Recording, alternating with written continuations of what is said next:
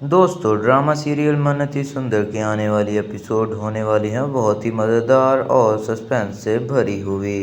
प्रथम जो खाना ढूंढने गया हुआ होता है और सारे घर वाले खाना के लिए इंतज़ार कर रहे होते हैं कि कब खाना आएगा और माँ जी और पापा जी दवाई लेंगे क्योंकि उनकी तबीयत बहुत ज़्यादा ख़राब हो रही थी और अगर वो दवाई नहीं लेते तो पता नहीं उन्हें क्या हो जाता।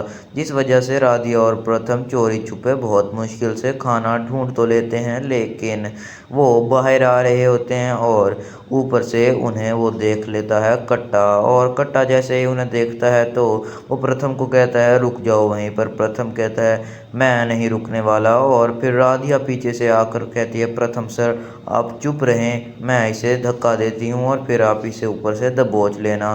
तो प्रथम चुप हो जाता है और उससे बातों में बहलाने लगता है। तो कट्टा कहता है मुझे पता है तुम लोग बहुत ही चालाक लोग हो और मैं तुम्हारी बातों में बिल्कुल भी नहीं आने वाला। तुम अभी और इसी वक्त ये खाना यहीं पर रखेगा और कलावंती जी के पास चलेगा। तो प्रथम कहता है थोड़ी देर सब्र कर।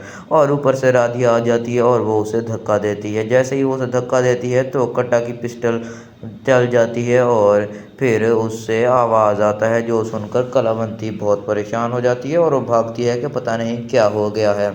जैसे ही वो लोग वहाँ पर पहुँचते हैं तो उन्हें प्रथम और राधिया नहीं मिलती और कट्टा बेहोश पड़ा हुआ होता है वहाँ पर। प्रथम और राधिया जो खाना लेकर चले गए होते हैं वहाँ से और वो अब खाना खिला रहे थे दादी को और पापा जी को कि वो अपनी मेडिसिन लें। लेकिन मेडिसिन तो उनके पास थी और अब उन्हें ये टेंशन थी कि कट्टा जब उन्हें बेहोश मिलेगा और पता नहीं उसे क्या हुआ है, वो ज़िंदा भी होगा या नहीं। तो पता नहीं कलावंती क्या करेगी हमारे साथ। वो तो यही समझेगी कि हमने उसे बेहोश किया है।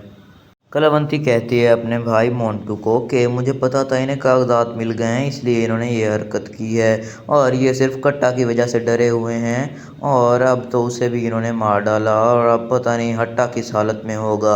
ये सिर्फ उसी की वजह से रुके हुए हैं। अगर वो यहाँ पर नहीं होता तो पता नहीं इन्होंने हमारे साथ क्या करना था। हट्टा को बुलाओ और उसे कहो कि वो हमारी कड़ी पहरेदारी करेगा। अगर इन्होंने हमें भी नुकसान पहुँचा दिया कुछ तो फिर हम क्या करेंगे।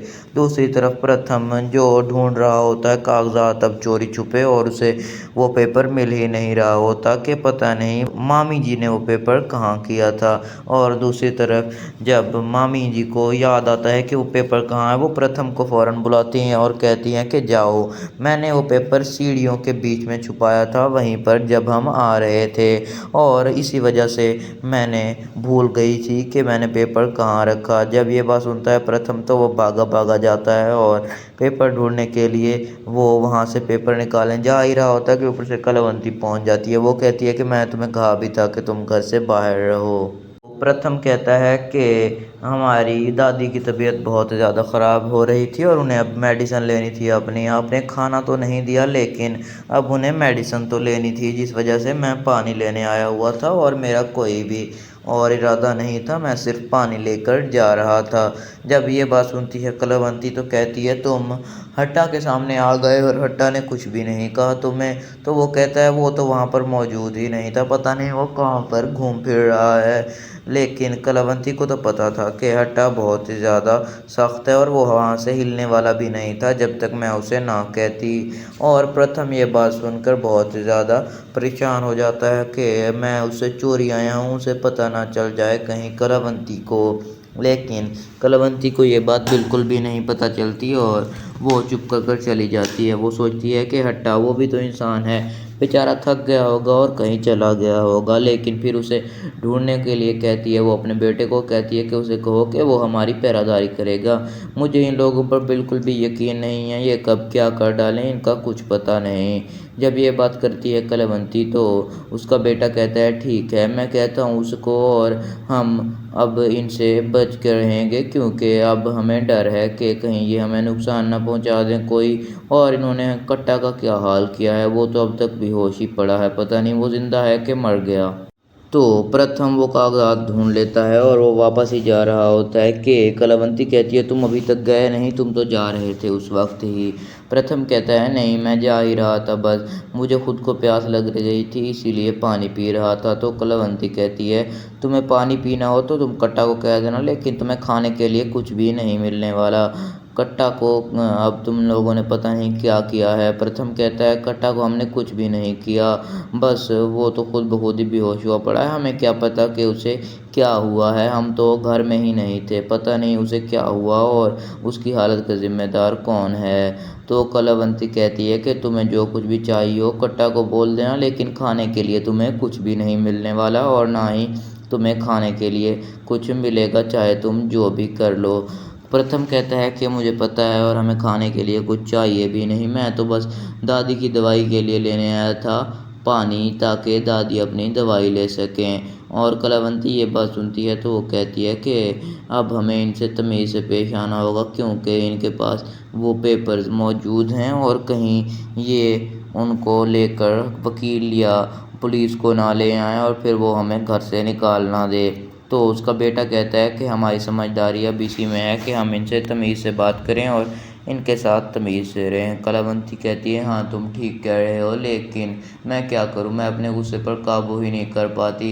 मैं जैसे उस राधिया को देखती हूँ वो मुझे पसंद बिल्कुल भी नहीं है, और जैसे ही वो मेरे सामने आती है तो मैं अपने गुस्से पर काबू बिल्कुल भी नहीं कर पाती और फिर मुझसे कुछ उल्टा सीधा हो जाता है। तो उसका बेटा कहता है कि आप ख्याल करें कि अब उनके पास पेपर्स मौजूद हैं और अगर उन्होंने कोई चाल चली या पुलिस वगैरह को बुला दिया तो हम क्या करेंगे। कलावंती कहती है कि वो पुलिस को बिल्कुल भी नहीं बुलाने वाले, क्योंकि उन सबके मोबाइल फ़ोन हमारे पास हैं और अगर उन्होंने पुलिस को बुला भी लिया तो हम वो पेपर उनसे उनसे पहले ही छीन लेंगे और मोबाइल फ़ोन तो उन्हें मिलने वाला भी नहीं है बिल्कुल।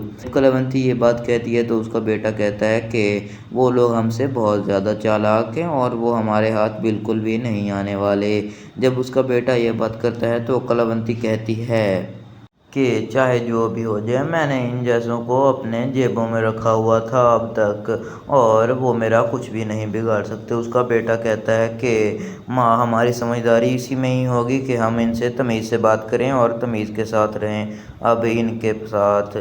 तो कलावंती कहती है कि वो हमारा रवैया देखकर हम पर शक न करने लगें कि हमारे पास अब घर के पेपर्स मौजूद नहीं हैं और वही एक पेपर था काम का, बाकी सब तो ऐसे ही हैं। तो उसका बेटा कहता है नहीं माँ, ये हम पर कोई भी शक नहीं करेंगे, अगर इनके पास पेपर होता तो ये अब तक पुलिस को बुला भी चुके होते। दूसरी तरफ प्रथम उसने पेपर ढूंढ लिया होता है और वो सोच रहा होता है कि हम पेपर फाड़ दें या ये पेपर दिखाएं अपने लॉयर को और उन्हें बताएं कि इन्होंने हमसे ये पेपर जानबूझकर छीन लिया था और हमसे ज़बरदस्ती इस पर दस्तखत भी करवाए थे हमारी दादी के। तो राधिया कहती है प्रथम सर, अच्छा इसी में ही होगा कि हम ये पेपर फाड़ दें। तो प्रथम और सारे घर वाले जाते हैं अंदर। कलावंती उनको देखकर बहुत परेशान हो जाती है कि ये इतने अकड़ कर अंदर क्यों आ रहे हैं, पता नहीं कहीं इनके पास सचमुच में वो पेपर तो नहीं है। कलावंती जब ये बात सोच रही होती है तो वो फिर कर हट्टा को कहती है कि हट्टा तुम इन्हें संभालो, इन्हें इज्जत रास में बिल्कुल भी नहीं है। प्रथम कहता है कि तू पीछे हट जा, मुझे तेरी मालकिन से बात करनी है, तू तो कुत्ता है उसका और उसके तलवे चाटता रहता है। हट्टा बहुत ही ज़्यादा गुस्से में आ जाता है और वो उसे मारने लगता है। तो प्रथम पेपर दिखा देता है उसे कलावंती को और कहता है कि हमारे पास घर के पेपर मौजूद हैं और मैं इसे अभी फाड़ दूंगा और फिर तुम सब देखते रहना। प्रथम फ़ौरन वो पेपर फाड़ देता है और उसे कहता है कि अब ये घर भी हमारा है और सब कुछ फिर से हमारा हो गया है, निकलो हमारे घर से तुम अभी। मोंटू नीचे आता है और वो ये शोर शराबा सुनकर कहता है कि क्या हुआ है और ये सब लोग अंदर क्या कर रहे हैं। तो कलावंती कहती है कि इन लोगों ने वो पेपर ढूंढ लिया और उसे फाड़ के फेंक दिया है। प्रथम कहता है निकलो हमारे घर से, अब ये घर हमारा है फिर से और तुम्हारा इस पर कोई हक भी नहीं है बिल्कुल भी। प्रथम कहता है कि अब हम सब इस घर में रहेंगे और तुम्हें अगर हमारा काम करना है तो काम करते रहना, लेकिन हमारे घर में अब तुम नौकरों की तरह ही रह सकते हो सिर्फ। तो मोंटू कहता है कि ये अभी भी घर में मौजूद हैं और कट्टा को कहो कि वो उठा है या नहीं, हट्टा को कहो उसे देखे। तो वो कहता है कि अब हम इनसे ज़बरदस्ती साइन करवाएंगे उस बुढ़िया से और देखते हैं कि कैसे साइन नहीं करती। हट्टा प्रथम को पकड़ने जाता है तो प्रथम कहता है कि पीछे हट जा, मैं तो इसे डरने वाला बिल्कुल भी नहीं हूँ। हट्टा को मुक्का मारता है और हट्टा गिर जाता है पीछे। जब कलावंती ये देखती है तो वो सोचती है कि हट्टा इसका अगर कुछ नहीं बिगाड़ सका तो हम क्या ही कर लेंगे। वो हट्टा को मारने लग जाता है प्रथम और कहता है कि अब तक तो हम चुप थे, लेकिन अब हम बिल्कुल भी चुप नहीं रहने वाले, क्योंकि हमारे पास घर के पेपर भी मौजूद हैं असली के। सब कुछ घर और फैक्ट्री हमारा है और तुम्हारा कुछ भी नहीं है। तुम लोग तो ऐसे ही चोर हमारे घर में घुस आए हो। तो कलावंती कहती है कि तुम हमें माफ़ कर दो, हमें बस इस घर में रहने दो, हम काम करते रहेंगे। प्रथम कहता है हमें तुम पर बिल्कुल भी भरोसा नहीं है और तुम इसी वक्त घर से निकल जाओ।